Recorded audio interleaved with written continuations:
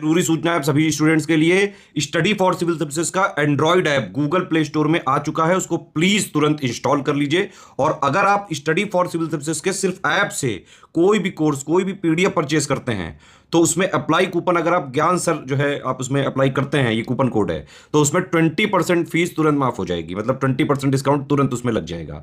ज्ञान सर लिखना है, नॉर्मली ज्ञान सर स्मॉल लेटर में है सब कुछ, कोई स्पेस नहीं, कोई कॉलम नहीं, सिर्फ ज्ञान सर, GYANSIR। इस तरह से अगर कूपन कोड लगाते हैं आप ऐप में बाई करने से पहले, जो अप्लाई कूपन वाले में आता है, तो 20% का डिस्काउंट तुरंत मिलेगा। वीडियो देखिए। नमस्कार दोस्तों, स्वागत है आपका स्टडी फॉर एग्जाम्स में। दोस्तों, सामान्य हिंदी सीरीज का यह दूसरा वीडियो है। यह वीडियो आपके आगामी exam UPSSC junior assistant, Allahabad high court RORO, UPPSC RORO exam के लिए जो है बहुत ही ज़्यादा महत्वपूर्ण है। तो आइए वीडियो शुरू करते हैं और देखते हैं आज का पहला प्रश्न। पहला प्रश्न है, जब कोई सरकारी पत्र ज्ञापन या कार्यालय ज्ञापन एक साथ अनेक प्रेषितों को भेजा जाए उसे क्या कहते हैं? प्रार्थना पत्र, अनुस्मारक पत्र, अधिसूचना या परिपत्र। तो इसका जो सही आंसर हो जाएगा वह हो जाएगा आपका ऑप्शन डी। जब कोई सरकारी पत्र ज्ञापन या कार्यालय ज्ञापन एक साथ अनेक प्रेषितों को भेजा जाए तो उसे जो है परिपत्र कहा जाता है, और इसे गस्ती पत्र भी कहते हैं। इसमें प्रेषक एक ही अधिकारी होता है तथा पाने वाले जो है अनेक लोग होते हैं। तो इसका ऑप्शन डी जो है वह सही है। हिंदी भाषा में ह्रस्व स्वरों की संख्या कितनी है? हिंदी भाषा में ह्रस्व स्वरों की संख्या कितनी है? तो ह्रस्व स्वरों की जो संख्या है कुल 4 है। हिंदी भाषा में स्वरों की जो कुल संख्या है वह 11 है। 7 दीर्घ स्वर हैं और 4 जो हैं वह ह्रस्व स्वर हैं। 4 ह्रस्व स्वर और दीर्घ स्वर संख्या जो है वह 7 है। और कुल स्वरों की जो हिंदी में भाषा में कुल स्वरों की जो संख्या है वह 11 है। इसका ऑप्शन बी जो है वह सही है। निम्नलिखित में से पश्चिमी हिंदी की बोली नहीं है। निम्नलिखित में से पश्चिमी हिंदी की बोली नहीं है। ब्रजभाषा, कन्नौजी, बुंदेली या मगही। तो इसका जो सही आंसर हो जाएगा वह हो जाएगा आपका ऑप्शन डी। मगही जो है, मगही भाषा पश्चिमी हिंदी की बोली नहीं है। बाकी तीनों जो है ब्रजभाषा, कन्नौजी, बुंदेली, ये सभी जो है पश्चिमी हिंदी की बोली हैं। और मगही बोली जो है यह भारत के मध्य पूर्व में बोली जाने वाली भाषा है और इसे मागधी के नाम से भी जानते हैं। मागधी भाषा, मगही या मागधी भाषा। इसका ऑप्शन डी जो है वह सही है। चौथा प्रश्न है, लेखक और उनकी रचना का कौन सा जोड़ा गलत है? संस्कृत के 4 अध्याय, रामधारी सिंह दिनकर, रसज्ञ रंजन, आचार्य महावीर प्रसाद द्विवेदी, स्कंदगुप्त, लक्ष्मी नारायण मिश्र, अशोक के फूल, आचार्य हजारी प्रसाद द्विवेदी। तो इसका जो सही आंसर हो जाएगा वह हो जाएगा आपका ऑप्शन सी। स्कंदगुप्त रचना जो है यह जयशंकर प्रसाद जी की है। बाकी तीनों जो है संस्कृत के 4 अध्याय यह रामधारी सिंह दिनकर जी की है। रसज्ञ रंजन आचार्य महावीर प्रसाद द्विवेदी जी की रचना है। अशोक के फूल आचार्य हजारी प्रसाद द्विवेदी जी की रचना है। तो इसका ऑप्शन सी जो है सही है। स्कंदगुप्त जो रचना है यह जयशंकर प्रसाद जी की रचना है। तो इसका ऑप्शन सी जो है वह सही है। बढ़ते हैं अगले क्वेश्चन की तरफ। अगला क्वेश्चन है, महादेवी वर्मा को ज्ञानपीठ पुरस्कार उनकी किस कृति के लिए मिला था? यामा, नीरजा, आत्मिका, नीलांबरा। तो इसका जो सही आंसर हो जाएगा वह हो जाएगा आपका ऑप्शन ए। 1982 में जो है महादेवी वर्मा जी को यामा रचना के लिए जो है ज्ञानपीठ पुरस्कार मिला था। और महादेवी वर्मा जी जो हैं वह फर्रुखाबाद की हैं। तो इसका ऑप्शन ए जो है वह सही है। निम्नलिखित में से कौन सा शब्द तद्भव नहीं है? निम्नलिखित में से कौन सा शब्द तद्भव नहीं है? काज, आखर, कान, वायु। तो इसका जो सही आंसर हो जाएगा वह हो जाएगा आपका ऑप्शन डी। यह वायु जो है यह तत्सम शब्द है और इसका तद्भव जो होगा वह हवा होगा। आखर का जो तत्सम होगा वह अक्षर होगा और कान का जो होगा वह कर्ण होगा। कर्ण हो जाएगा कान का तत्सम। तो इसका ऑप्शन डी जो है वह सही है। निम्नलिखित में से कौन सा युग्म गलत है? लुटिया डुबाना, सारा काम चौपट करना, चौपट होना, शब्द बाग दिखलाना, हरा भरा करना, मुट्ठी गर्म करना, रिश्वत देना, माई का लाल, साहसी व्यक्ति। तो इसमें जो गलत युग्म है वह आपका ऑप्शन डी। शब्द बाग दिखलाना मतलब होता है प्रलोभन देना या झूठी दिलासा देना अथवा अच्छी बातें कहकर बहकाना। शब्द बाग दिखलाना का मुहावरे का अर्थ होता है। बाकी तीनों जो है वह सही युग्म है। तो इसका ऑप्शन बी जो हो जाएगा वह सही है। शब्द बाग दिखलाना जो है यह असुमिलित युग्म है। अगला प्रश्न देखते हैं हम लोग। पानी परात को हाथ छूयो नहीं, नैनन के जल सो पग धोए। तो इसमें जो है कौन सा अलंकार है? तो इसमें अतिशयोक्ति अलंकार है। पानी परात को हाथ छुए नहीं, नैनन के जल सो पग धोए। इसमें अतिशयोक्ति अलंकार का प्रयोग किया गया है। तो इसका ऑप्शन ए जो है वह सही है। कुंडलियां छंद किन दो छंदों के योग से बनता है? कुंडलियां छंद किन दो छंदों के योग से बनता है? तो इसका जो सही आंसर हो जाएगा वह हो जाएगा आपका ऑप्शन ए, दोहा और रोला छंद के मिलकर जो है कुंडलिया छंद बनता है। तो इसका ऑप्शन ए जो है वह सही है। दोस्तों, अगर आप इलाहाबाद हाईकोर्ट आरओ की कंप्लीट तैयारी करना चाहते हैं तो आप हमारा पेड ग्रुप ज्वाइन कर सकते हैं, जिसमें आपको 200 नंबर की कंप्लीट तैयारी कराई जाएगी। अगर आप फुल पेड ग्रुप लेना चाहते हैं विद डाउट क्लियरेंस, तो इसके लिए जो फीस रखी गई है वह 5100 रुपये रखी गई है। Full paid group without doubt clearance की जो फीस है वह 3600 रुपये है। केवल स्टडी मटेरियल जिसमें आपको बिना टेस्ट सीरीज के, बिना डाउट क्लियरेंस के अगर आप लेना चाहते हैं तो इसके लिए जो फीस रखी गई है वह 26 रुपये रखी गई है। 26 रुपये पे करके जो है आप पेड ग्रुप ज्वाइन कर सकते हैं।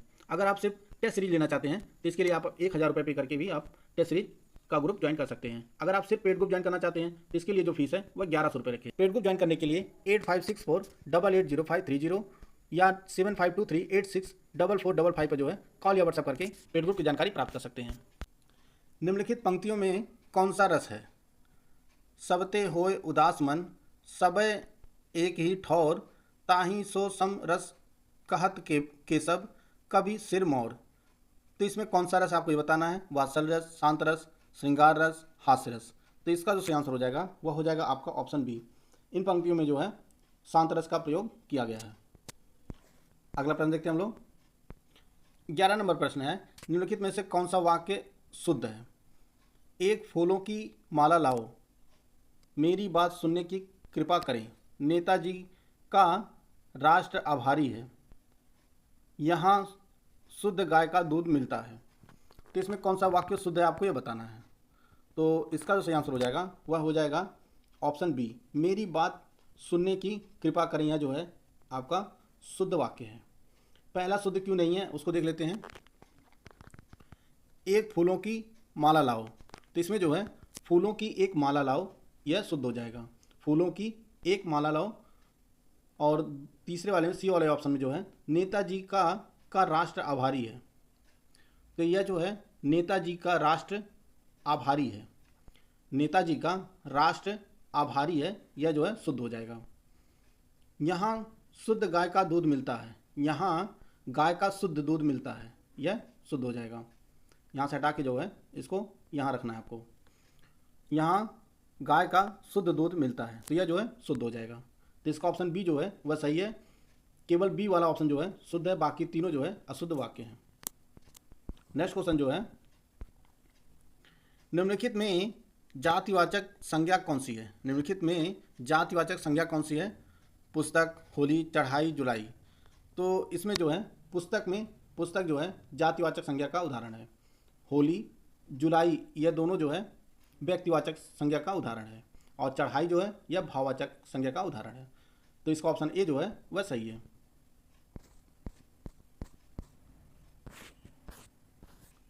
तेरह नंबर प्रश्न है, निम्नलिखित में से कौन सा विकल्प मिश्र वाक्य का उदाहरण है?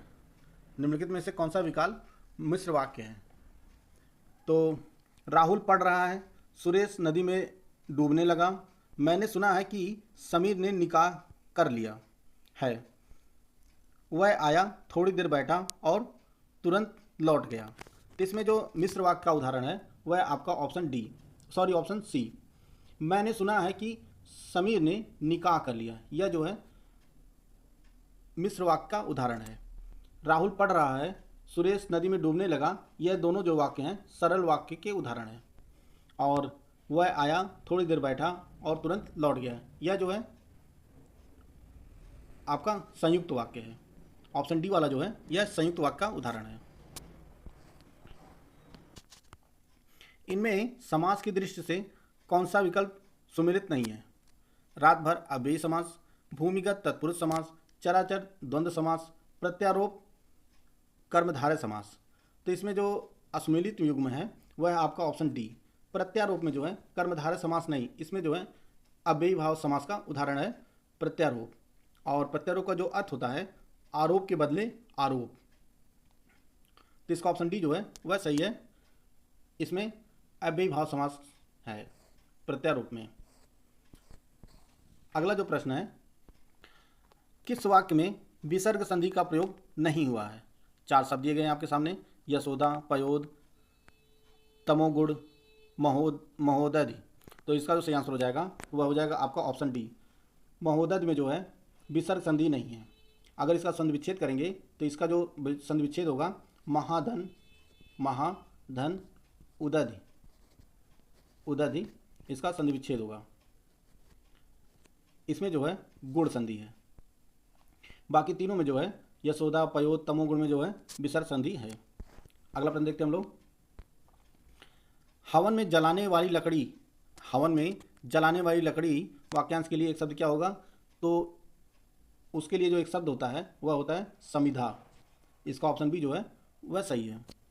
दोस्तों, अगर आप यूपीपीसीएस 2024 की कंप्लीट तैयारी करना चाहते हैं तो आप हमारा पेड ग्रुप ज्वाइन कर सकते हैं, जिसमें आपको पूरा study material, test series, current affair, paid quiz सभी जो है एक ही जगह प्रोवाइड की जाएगी। यूपीपीसीएस प्री 2024 का जो फुल पेड ग्रुप है विद डाउट क्लियरेंस, उसके लिए जो है आप 9,000 रुपये फीस पेमेंट करके जो है आप ग्रुप ज्वाइन कर सकते हैं। अगर आप सिर्फ करंट अफेयर वाला ग्रुप लेना चाहते हैं तो आप 2,000 रुपये पे करके जो है ग्रुप ज्वाइन कर सकते हैं। टेस्ट सीरीज लेना चाहते हैं विद करंट अफेयर तो इसके लिए आपको 5,000 रुपये पे करके जो है आप ग्रुप ज्वाइन कर सकते हैं। फुल स्टडी मटेरियल लेना चाहते हैं विदाउट डाउट क्लियरेंस तो आप जो है 6,500 रुपये पे करके जो है ग्रुप ज्वाइन कर सकते हैं। अगर इनमें से आपको कोई भी पेड ग्रुप लेना है तो आप 8564880530 या 7523864455 पर जो है कॉल या व्हाट्सएप करके पेड ग्रुप की जानकारी प्राप्त कर सकते हैं। दिए गए वाक्यांश के लिए उचित शब्द का चयन कीजिए जिसका निर्णय ना हो सका हो।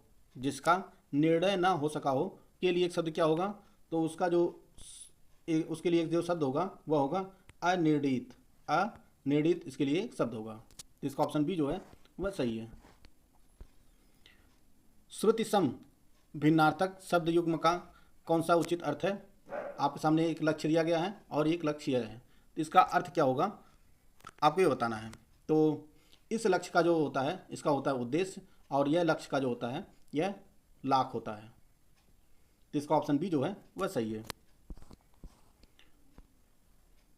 संस्कृत शब्द एक और है प्रसाद और प्रासाद, इसका सही अर्थ क्या होगा? तो इसका जो सही अर्थ होगा, इस प्रसाद का जो अर्थ होता है वह होता है कृपा, और इस प्रासाद का जो अर्थ होता है वह होता है महल। तो इसका भी जो है बी सही है। अगला प्रश्न देखते हैं हम लोग।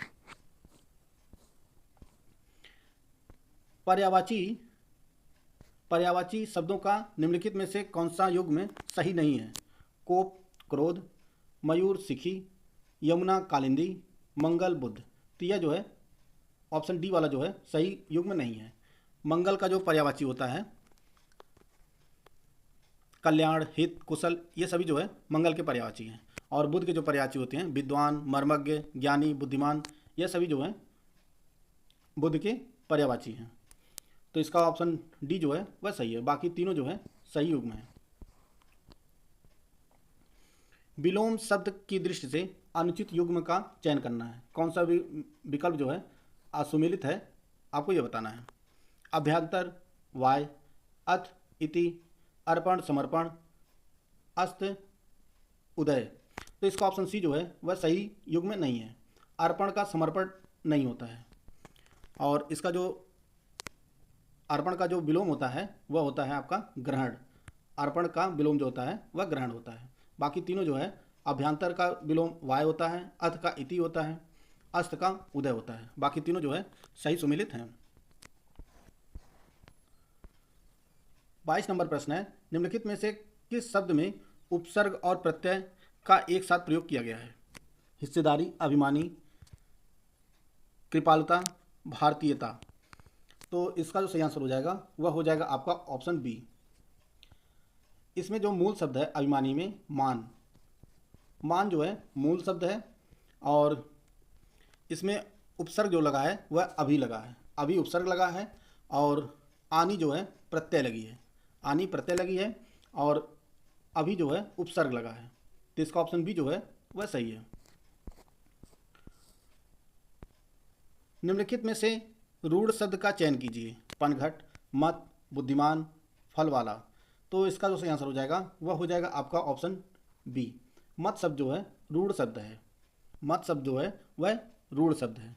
जो शब्द हमेशा किसी विशेष अर्थ को प्रकट करते हों तथा जिनके खंडों का कोई अर्थ ना निकले, तो वे शब्द जो होते हैं वह रूढ़ शब्द होते हैं। इसका ऑप्शन बी जो है वह सही है। तत्सम शब्दों की दृष्टि से एक अशुद्ध है। तत्सम शब्दों की दृष्टि से एक शब्द जो है वह अशुद्ध है, आपको यह बताना है। अंगरक्षक, अमृत, आद्रक या 11। तो इसका जो सही आंसर हो जाएगा वह हो जाएगा आपका ऑप्शन डी।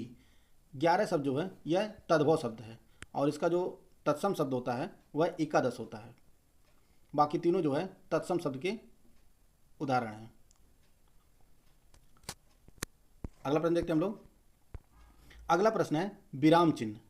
विराम चिन्ह दिया गया है, आपको यह पहचाना है यह किसका विराम चिन्ह है। अर्धविराम का, विराम का, अल्प विराम का या हंस पद का। तो इसका जो सही आंसर हो जाएगा वह हो जाएगा आपका ऑप्शन ए। यह जो चिन्ह है यह है आपका अर्धविराम का चिन्ह है। पूर्ण, यहाँ पे पूर्ण विराम का जो चिन्ह होता है वह इससे होता है। अल्प विराम में जो है